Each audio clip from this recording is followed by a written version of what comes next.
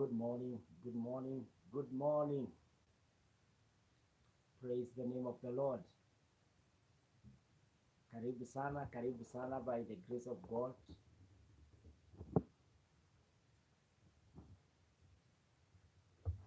Karibu sana.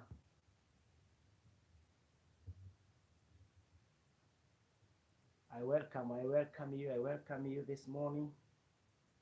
Good morning, it's a beautiful Tuesday. From my end, it's a bit warm. We are having a sunrise this morning, and so we thank God. It's like yesterday, and we are praying that cold will go away. Yesterday, I did not join us here because I was down with cold, but I thank God I'm recovering, I'm well, and we can continue with our journey of day 11 of prayer and fasting. And today we are dealing with work and jobs. And we want to look at the scripture and know, what does God say about work? Why is it that we should work? Bona tufanye kazi. Thank you so much for joining. Thank you so much for joining. Kindly help me to share. Help me to share this live stream to other groups and invite more, that you can continue to pray and to call upon the name of the Lord even this morning. By the grace of God, by the grace of God. Today we are dealing with work.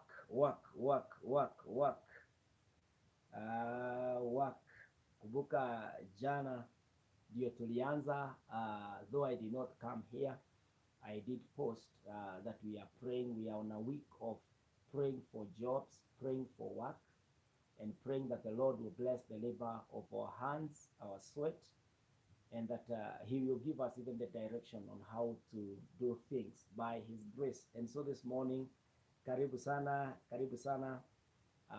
that we may pray together. I'm not here for long. It's less than 40 minutes. And so we will be in prayer by the grace of God. Today is day 11th of our journey of 21 days. And so we thought it's a long journey. We thought that we may not even get to the half of it. But now we are passing the half. So it's only 10 days. And next week, Tuesday, it will be our last Tuesday in the 21 days, because the 21st will be on a Friday, and then we will do a kesha, and we will call it a great time in the mountain of prayer by the grace of God. And so welcome. Today we are praying for our jobs. Today we are praying for our work in the name of Jesus. I want us to pray, and we hit the ground running as the Lord encourages us, teaches us, and leads us by his grace. Father, in the name of Jesus, this morning we are grateful. I'm thankful that, God, you have lifted me from that challenge of cough and cold. And now, Lord, I'm able to reconnect with my brothers, my sisters, and that the worthy cause that has begun 11 days ago, we can continue together again. Father, I'm so thankful and grateful for your healing. Thank you for preserving, keeping my brothers and my sisters waiting upon you and looking upon you, oh God. Now I pray, as we continue in this session, to pray together, and also, Lord, to hear from your mouth, which is the word of God. Father, help us that we will be able to be the kind that you are going to use in our generation. Bless us, oh God. Open doors, move what needs to be moved, so that, Lord, we can get where you want us to be in the name of Jesus. I pray for anyone who is unwell this morning. Father, heal them, raise them in the name of Jesus. Father, I pray for anyone confused at this point. They don't know, even maybe they slept as they knew how the day will start, but this day it's a confusion in the morning. I pray for them. Give them the direction, give them the stability in the name of Jesus. Almighty Father, I pray for them that are in their businesses. Bless them. Bless the labor of their hands in the name of Jesus. Them that are in their offices, bless them too, oh God. There is somebody at home who has nothing to do. My God, I pray that in that state, come through, oh God, and do it for them in the name of Jesus. Father God, we are looking up to you. We are believing in you. and we are on this mountain that God, we can live out the purpose that you did put in our lives. Father, we look up to you and we wait on you. Bless me and bless your people, and may we, oh God, be in your very presence, even Lord, to hear our petitions this morning. In Jesus' name we pray. Amen, amen, amen. May the Lord God bless you in the name of Jesus. Wapendwa, as I come to us this morning, I am coming to us in 3 dimensions, if you like. One of them is to pray that the Lord will bless the already existing jobs that he has given to us. Some of us are here as businessmen, business ladies. Some of us are here as employees. We are employed, we are professionals. And there is that company you work for, there is that organization, that institution you work for, and maybe you are a civil servant, you are working for your government. And so that's one dimension that we are coming to pray. I am addressing, I am meeting with the people that have a business, have a job, or are in the government doing 1, 2, 3. The second, number 2 category are those people who are starting off their vision. There are people who are now taking the first step towards their dream. They are saying, I want now to launch who God made me to be. I want to launch that business, that idea. I want to start hiring now. I want to start the process of recruiting, and I am starting now. There are even those that are starting procurement. You now want to buy the things that you require. You want to hire the resource that you require. Some of them are human resources and such. That is category number 2. You are taking off in your vision. Wewe sasa unaanza maono yako mwenyewe. I am praying with you. And the third category is those that have no clue mtaenda wapi. Some of them have been fired. Some of them, maybe your business collapse, imekufa, and you don't know what to do. Those are the 3 categories I want us to pray today by the grace of God about. That we will pray for them that are already doing their businesses, them that are already employed. We will pray for grace. We'll pray that the hand of the Lord shall keep you there in the name of Jesus Christ. And whatever it takes for you to rise the ranks, for you to be promoted, for your salary to be revisited and be lifted upwards, I want to pray with you in the name of the Lord. And your businesses to do well. We want to pray that the Lord will bless the labor of your hand, the sweat of your head, na Mungu atakuwa pamoja nawe. Na wewe ambaye unaanza maono yako, I want to pray with you and encourage you that that is the best step you have ever taken. The best idea that you want to implement is to start off your vision and to do that which God made you to do. And number 3, I will pray with you who have no job. There is God who knows you. Na anajua you need to eat, you need to meet your bills, and you need a life.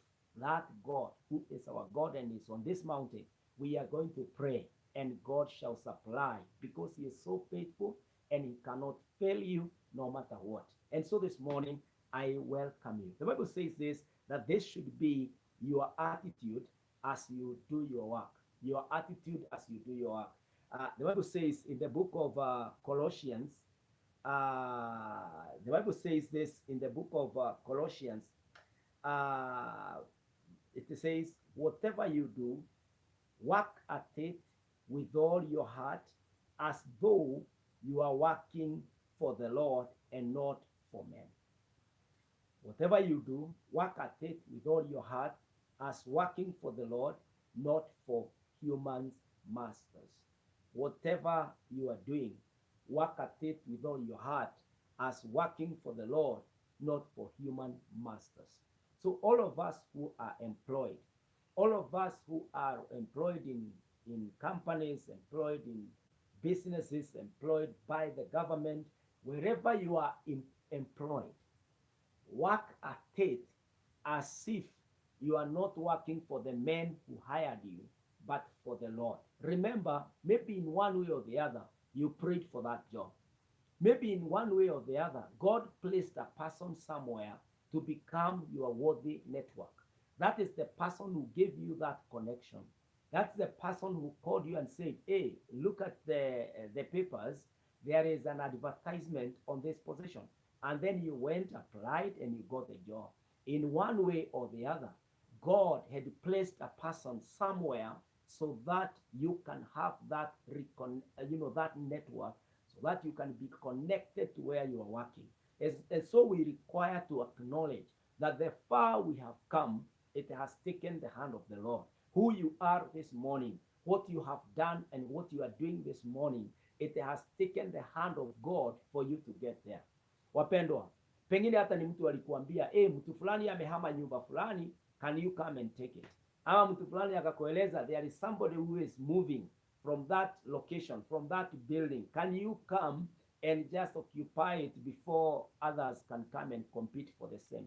And so the Lord always puts somebody somewhere for you to get that particular place where you are doing your business. So acknowledge the Lord. Whatever you are doing, work at it as if you are working for the Lord. I'm imagining this. Whenever I read this scripture in the book of Colossians 3, I ask myself this question. Suppose where I am working, the Lord is my boss, and we know about the Lord. The Lord sees, the Lord knows, the Lord hears, and the Lord is everywhere. Would I be late if I knew I am going to meet, I will be working under my boss directly? That the boss is working in the same building, the boss is in that office. Would I be late? And that is what drives me, even as a minister, as I work, that I am there on time and that I am giving my best. If it is in my office and I am arranging the books, I will do my bookkeeping excellently. If it is about organizing the programs of the day, every day my diary is updated and I tick. After doing each item, I tick it just to hold myself accountable so that I am able to output the best and to output with the best excellence that I am able to do. And so, wapendwa, this is the attitude that when you are going to work, understand that your boss is present there, especially if you believe in the word of God, that as the Lord says, whatever you do, work at it with all your heart as working for the Lord, not for human masters. It is God who moves the hearts of people. It is God who moves the minds of people. For your boss to think about you, for your boss to respect and to honor you, for your boss to effect what you deserve, like promoting you, like increasing your salary, like even in terms of transfers and what the benefit, yeye ndiye afanye mambo kama hayo, he can only be led by the Lord. And so this is why the scripture says, whatever you do, work at it. I have also found this truth, that the more smarter you work, the more committed you are in a certain area or place or assignment, the greater the chances that you will not miss whatever is of your benefit. Yani, I say when you are employed somewhere or when you are in a business, make it so impossible for the boss to fire you. Work so hard, work in a manner that the boss will feel, if I happen to lose this employee, I will have lost something. Yani, don't make it so easy for the boss to tell you, I give you a whole week to go and rest. Yani, boss anakususpend too unceremoniously because you have no effect. Hata ukienda, he is not losing and he is not gaining anything. For me, I say, cultivate, inculcate in yourself an attitude in a manner that the boss will find it impossible to fire you. In fact, they would want to increase your salary. In fact, they would want not to fail you in any way, because what you mean to that company, what you mean to that business is almost what they are, you know. And you are making yourself so worthy, so valuable, that these people will now work with you in your terms. Yani, wewe ni umeajiriwa, you are an employee who have mastered your work, you are committed to it, that in a world where everybody wants just to take over and doesn't want to submit or doesn't want to serve, is wewe mwenyewe, you have worked so smartly that the owner of the business thinks that you are stakeholder, you are shareholder, or you are co-partners. Then ni kama you are in a partnership katika ile kampuni. And so I would pray for us this morning that we would pray for ourselves, that we will carry an attitude, we will bear a certain aspect of life, that we will be so committed to what the Lord has given to us, that anyone coming across us, even yourself, hata mahali hata kwa familia. I know we'll be praying about our families next week as we pray for the church and the family. But I would also want to bring about this attention because I have an interest with family, that you can be committed so much to your family and marriage that even the children themselves, the moment they miss you in the house for 5 minutes or 10 minutes, they are looking for you up and down. You are so committed to your relationship with your spouse that if a day goes without a call, there is a big concern. Mpaka kuna meeting jioni. What happened leo that we never communicated? Why did I call you and you missed my call? That such attitude that you are making yourself so relevant, you are making yourself so important in where you are, you have been put, that when you miss, there is a space. Everybody will realize, will sense and will recognize your absence. Unajua kuna watu hata usipoenda kazi, hata ukija late, nobody realizes that you umefika, and nobody realizes you are not in your office, and nobody recognizes that today was your off day. And you should worry about that, because that means your replacement, it can happen like that without notice, na ukute ya kwamba umepoteza kazi ama umepoteza hata kazi. Sometimes even if you are not in employment, and I want to say this, sometimes you are not in employment, but you have a business, and there is a certain thread, there is a way that you have made your business to be known that will either give you customer, give you job, or make you lose so much.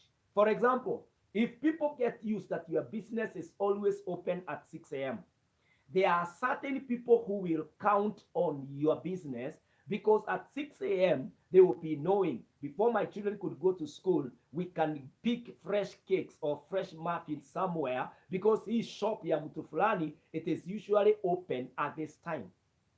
But if you put a business and nobody is able to predict, nobody knows about your program, you open when you want, you close when you want, sometimes it is open and there is nobody there even to serve the customers, you will just lose us like that.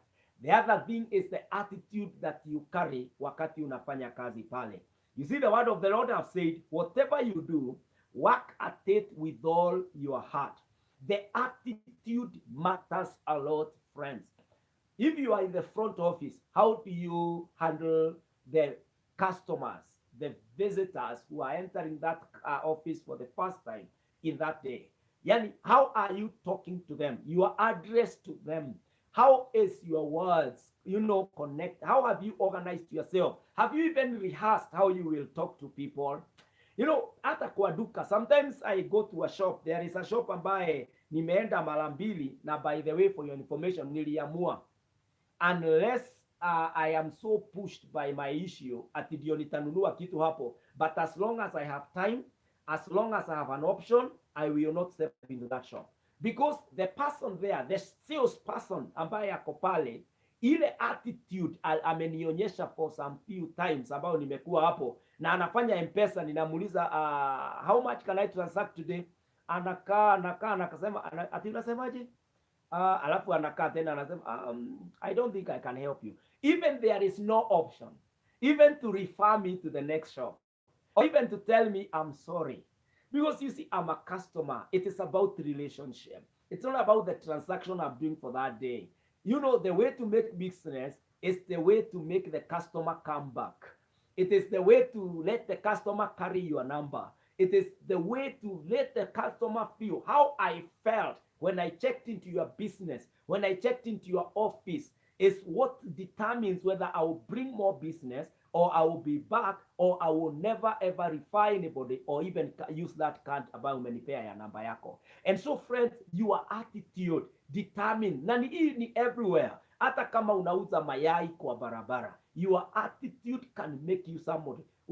Yani ukiwa na attitude jema na unaenda ukigongea watu mayai, mayai boilo or something like kachumbari, mambo kama hayo, kuna mtu ambaye atakutana nawe na atakwambia, by the way, kuna hoteli fulani nimeona iko na advertisement inataka mtu wa aina hii. Na pengine unauza mayai kwa sababu karia yako haijapata kazi. Who knows, but that maybe along that path of mayai boilo, ndio utakutana na mtu ambaye atakuconnect, because it's about networking. Mtu ambaye atakuconnect na ile hoteli inatafuta chef ama mtu kama wewe. Na kwa hivyo mpendwa, attitude is so important.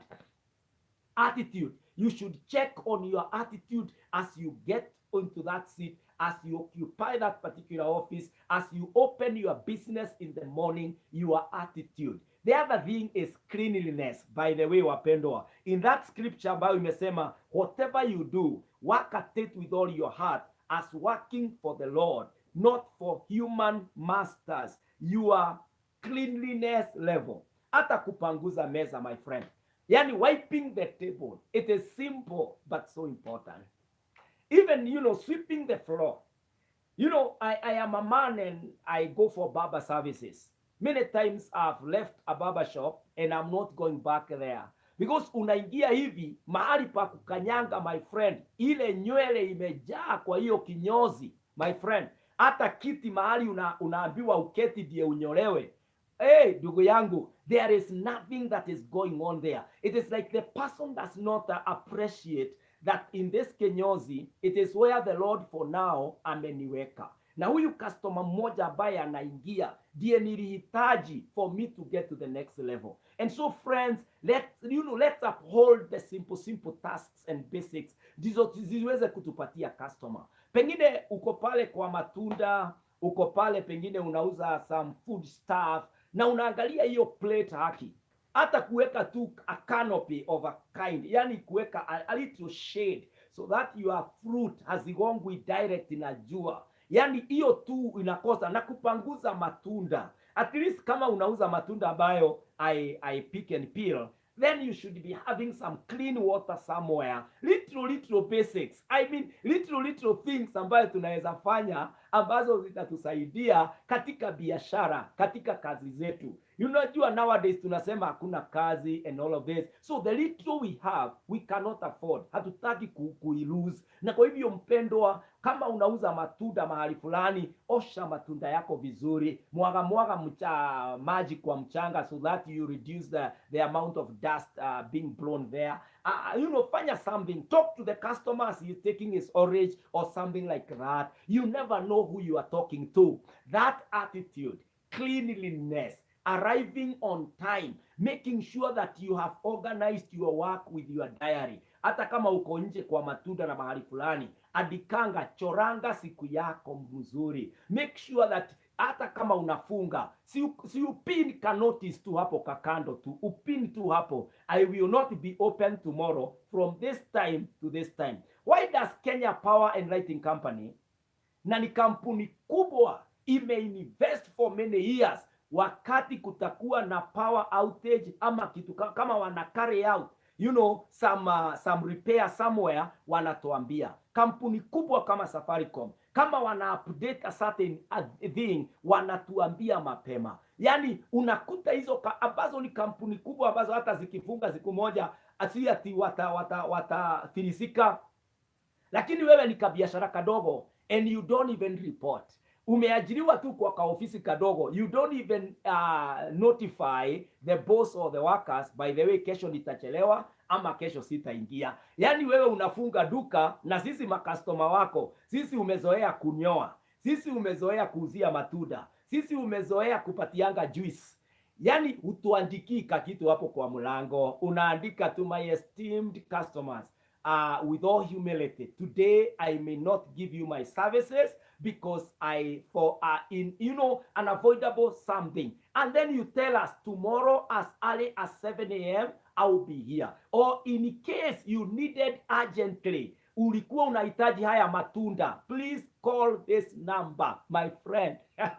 The attitude, ile attitude uko nayo kwa kazi, it determines whether biashara yako itaendelea ama itaanguka. And so my friend, ile biashara dogo unafanya, make sure that your attitude is correct. Your attitude is a tick, ya kwamba you are there on time, you are there with the right measures. Kama ni kitu kinastahili kupanguzwa, hata wakati mwingine hata ako ka kitambaa unapanguza naye meza, make sure that for me nikiona hata ukipanguza sioni alafu uchafu mwingine wa aina fulani pale unaniuzia nikulie hapo yet. Yeah, and nowadays kuna hizi chakula tunakula hata kwa barabara, unakuta umetuletea food kwa mjengo, kwa hivyo watu hawakuji kwa hoteli, wanakulia hapo. Set up something ambayo hata watu watakuwa wanasema, because hii ni kitu ya kuona. Uchafu na usafi ni kitu ya macho, na watu wanaongeanga sana na wanachukulianga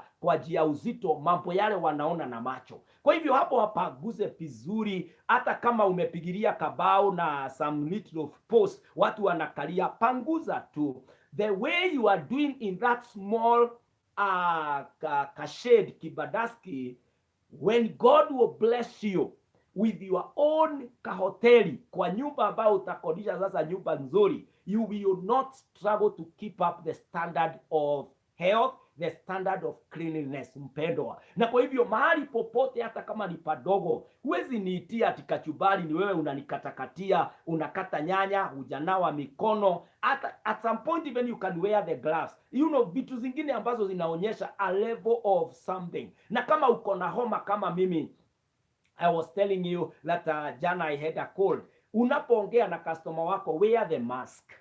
Just do something that will show the customers that you care about them. Ukiuzia mtu na uko na mask na anasikia sauti yako ni ya mtu wako na homa, anaelewa this particular salesman, this particular sales lady ana care who I am, and you will feel, we the customers, we feel accommodated. Lakini sio ati unaingia kwa hospitali yenyewe ni chafu na ni mahali ati unaenda kutolewa ugonjwa, unaona ni kama hata utaongezewa magonjwa. It's a clinic, it's a chemist, lakini ule uchafu uko pale hata kwa counter. Hata unapatia mtu over the counter prescription pale, anachukulia tu pale tablet, lakini anachukua kwa sababu ya uchungu, sio ati kwa sababu environment inamfavor, inamuonyesha there is hope to get well. And so friends, let us work on our attitude towards work. Let us make sure that our attitude towards work are very, very right, so that we are able to make business by the grace of God. And so today I am praying and I'm asking all of you that have jobs, nyinyi mko na biashara,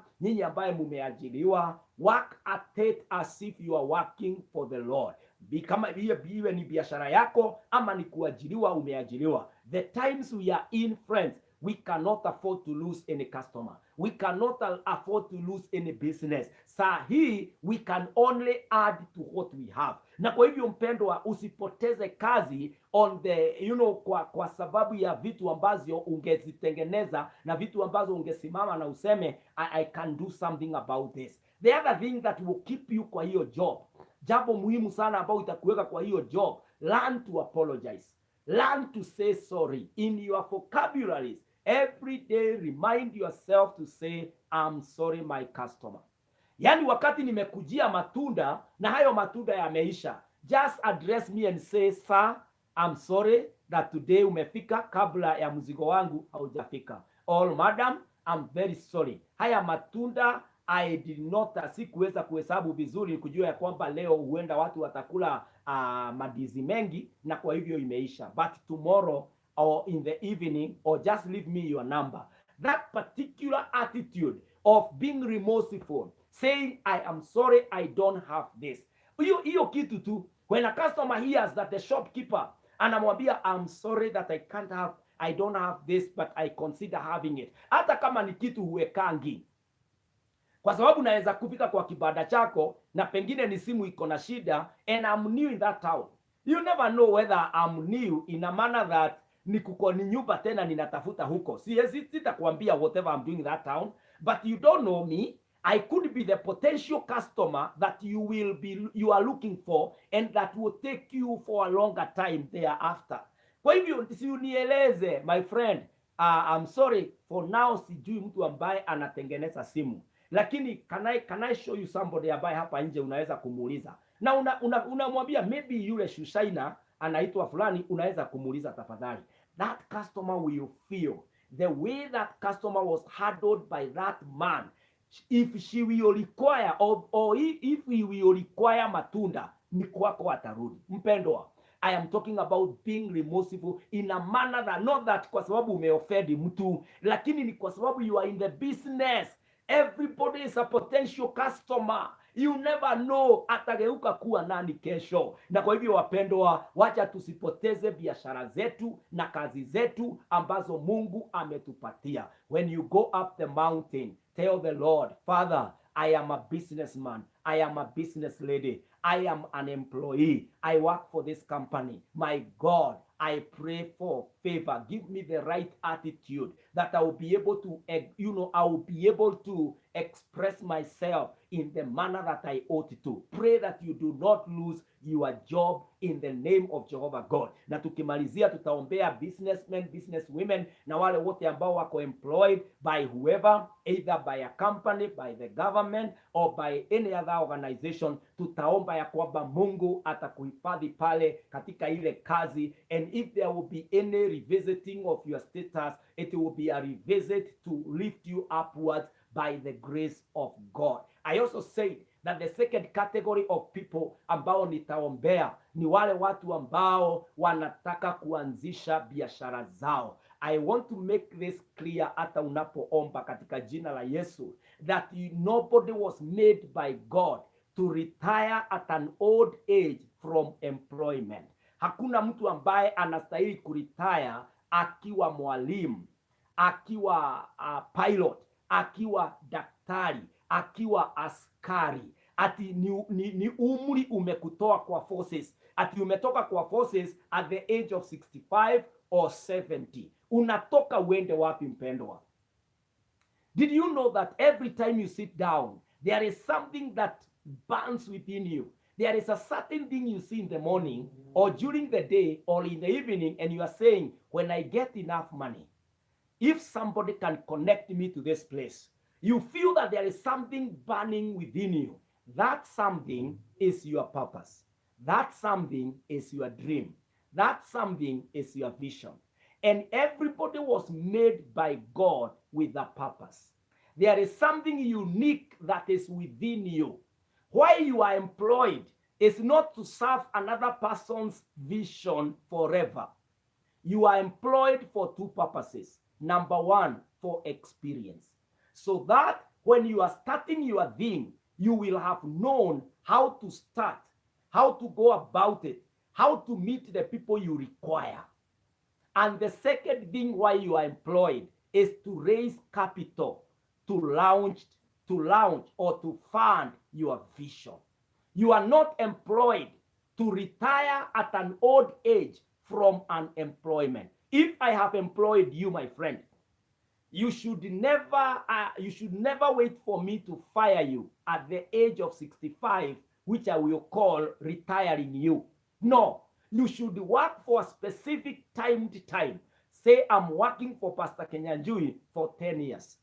Why? One, I want to gain experience of how to run this and this. Number two, I want to raise money. I am raising capital, money, in terms of money. The other capital is experience. But now you are specific. I am raising this money so that when I start my shop, I will have the money to start it, and I have the experience of working in a shop. I know where these resources are sourced.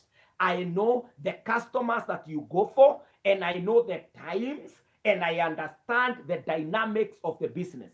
That is why you are employed. But you are never employed to serve your master forever. Apana, you are never made a slave. A slave is the only one that is meant to be with the master forever, because in those times you could buy slaves. and so you spend them the way you want. But we are not slaves. We just went to look. We were selfish as we were getting hired. And so you must understand mahali umeajiriwa. Umeajiriwa kwa sababu mbili peke yake. Moja ni kujua na kupata ufahamu wa kufanya hiyo kazi wakati itakuwa yako. Number 2 ni kutafuta rasilimali, the resource, the pesa ambazo zitakusaidia kuanzisha maono yako. Hallelujah. And so I said, I want to pray with those that are launching, that have already launched their businesses, their companies, their visions, and their dreams in the name of Jesus Christ. Ya kwamba mahali ulipo mpendwa, I want to encourage you. Hiyo biashara unafanya ikiwa yako, may the Lord bless you. Hiyo kampuni umefungua ikiwa yako, may the Lord bless you.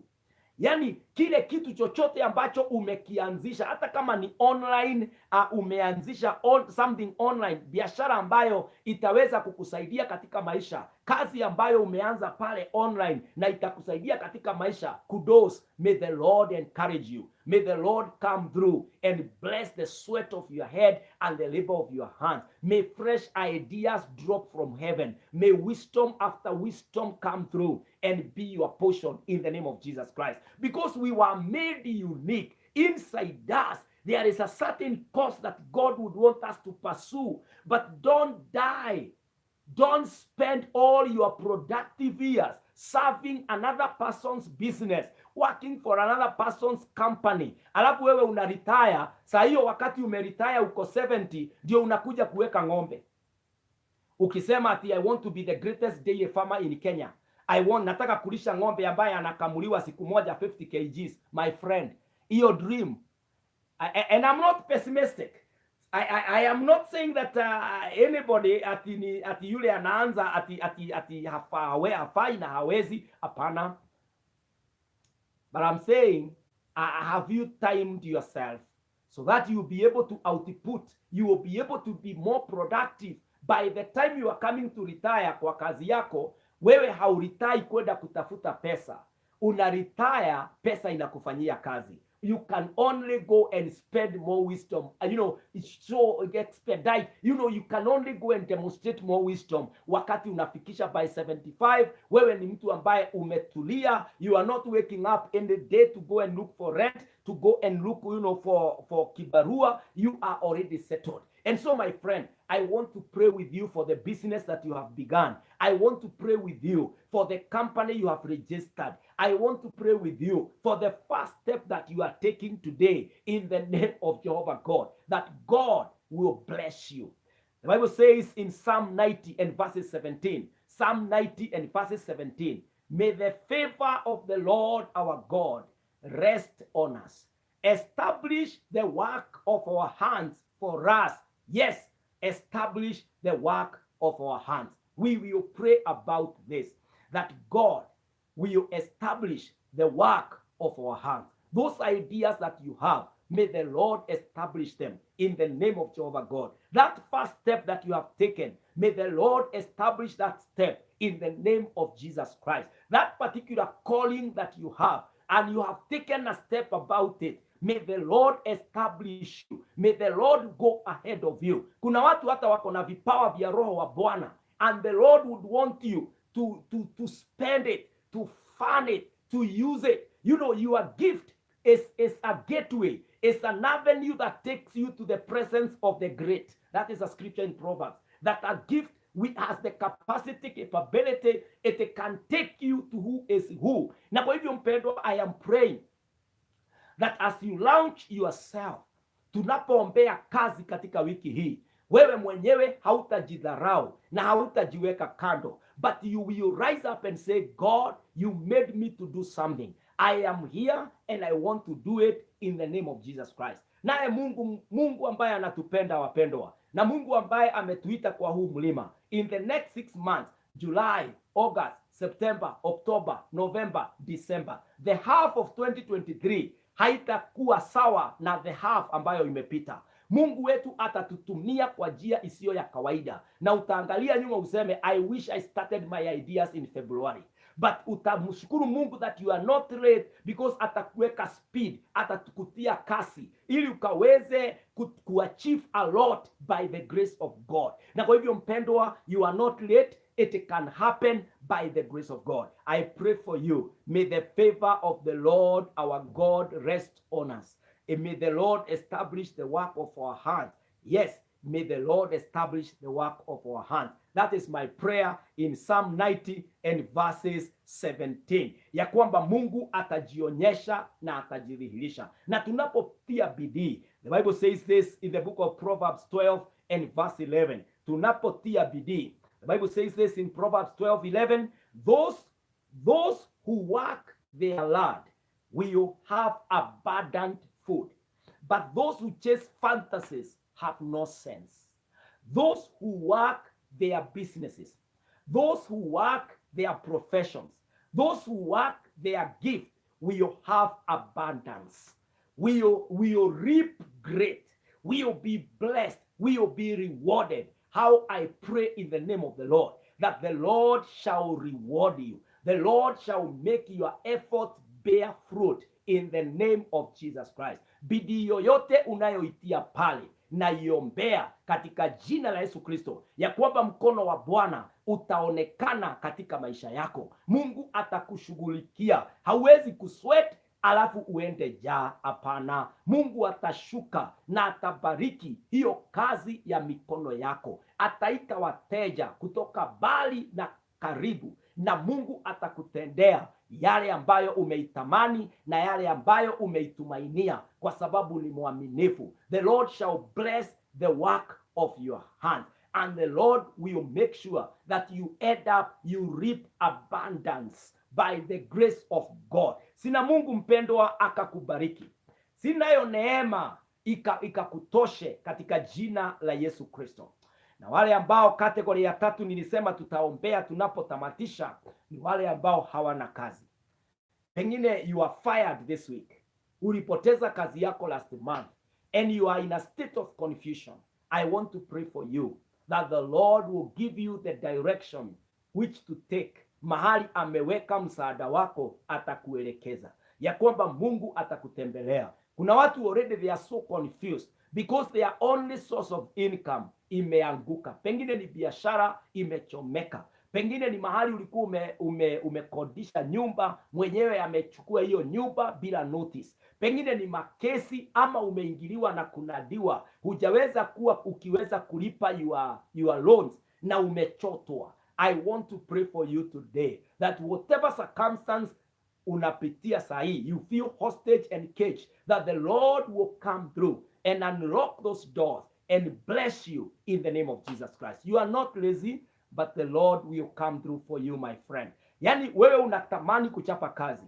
Wewe unajua ya kwamba lazima ufanye kazi ndio ule na unywe. Lakini kwa sasa hakuna biashara, sasa hakuna kazi, umeajiriwa na hauna hata tumaini. This morning I am praying for you on the mountain of prayer, the 11th day of the journey of 21 days, that the Lord of grace, the Lord who knows how desperate and devastating it feels when you cannot do anything about something, ya kwamba Mungu huyu atakutembelea. Mungu huyu atashuka na atakutendea, atakuinua kwa sababu ni mwaminifu, na atakujalia katika jina la Yesu. Wengine hata ni pesa zao zimekawia. Uliritaya kitambo, pesa yako haijawahi toka. Uko na mipango, unajua unataka kufanya nini, lakini ile pesa imechukua milele kutoka. Tunaomba katika jina la Yesu Kristo, si Mungu akaamuru, kama ni government akaiamuru release your money, kama ni company akaiamuru release your money, kama ni mwanadamu alikuwa amekuajiri aka release your money katika jina la Yesu. Pengine hata ni family wrangles zinafanya watu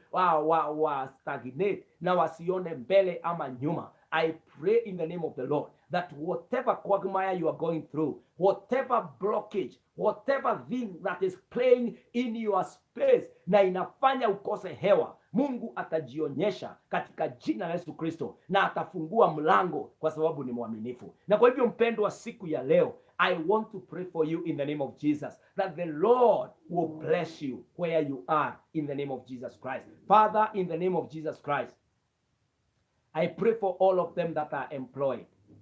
They are working for the government, they are working for companies, or they are doing businesses. My God, I pray for them.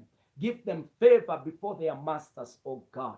I pray, oh Lord, may they make profits that will be able to facilitate their salaries being revisited upwards in the name of Jehovah God. Father, I pray, give them favor, give them wisdom, give them, oh God, the secret of making it and rising ranks in that particular place where you have positioned them, oh God. Father, I also pray that you give them surety of their jobs in the name of Jehovah God. As they work with their colleagues, oh God, bless them. Give them a great time to interact together and to be fruitful in the name of Jesus Christ. Father, I pray that there will be found as men. They will be found as men with wisdom, with excellence, and with what it takes for them to be there for the time they are timed in the name of Jesus Christ. Father, I pray, bless all the workers and provide for them. Bless all the employers in the name of Jehovah God, because you are their God.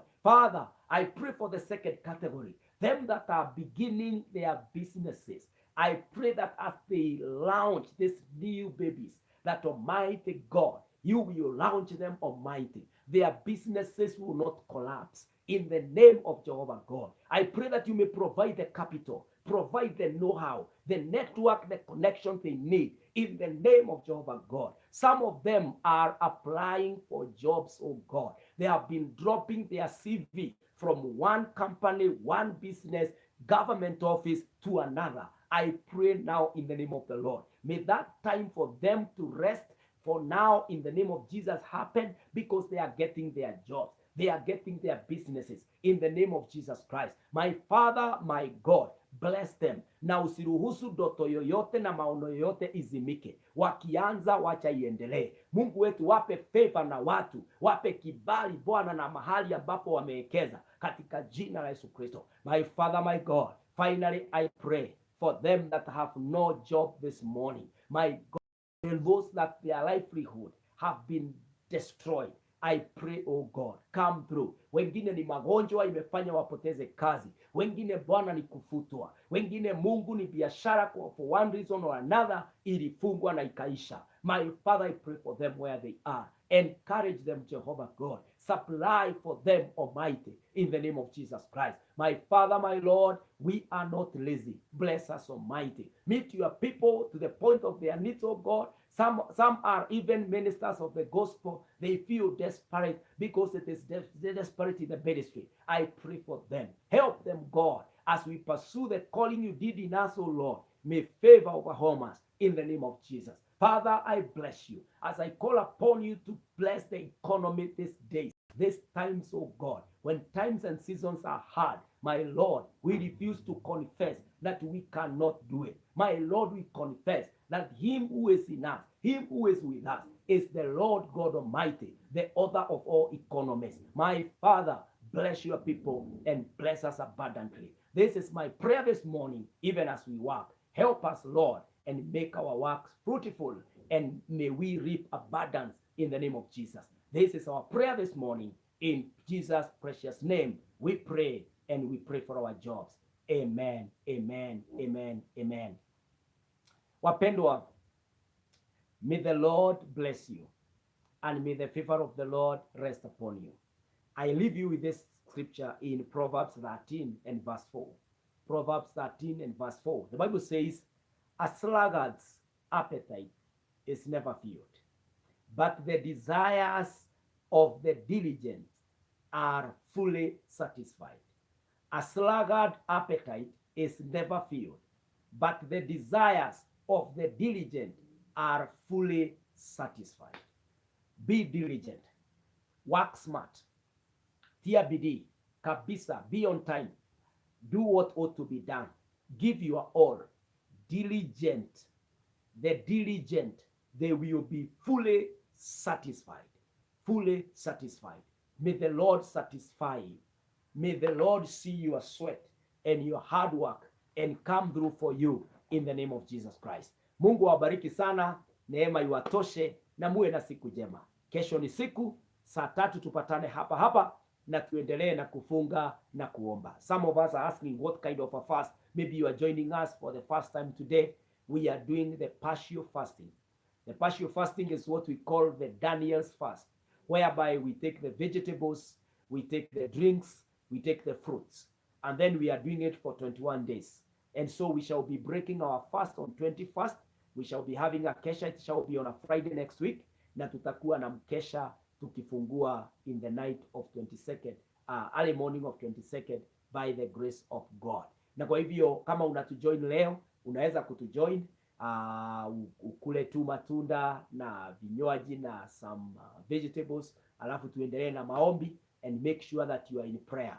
Usiseme tu uko kwa maombi na huombi. Create time in your house to pray. Jifungie kwa rumu moja ambao haina a lot of disturbance. Piga magoti pale, omba. Hata ni vizuri pia kuandika nakili chini mahitaji ambao unayaombea. If you can do a prayer walk, prayer drive, or even you can go to a prayer center or praying place, alafu mahali utapata nafasi ya kuomba, and the Lord will bless you. Pia you can share with me in my inbox, or you can bring your items on WhatsApp, because my number is on Facebook page, and we will keep connected by the grace of God. I'm praying for each one of us. May the favor of God happen, and may the grace abound all the more. Shalom, and God bless you.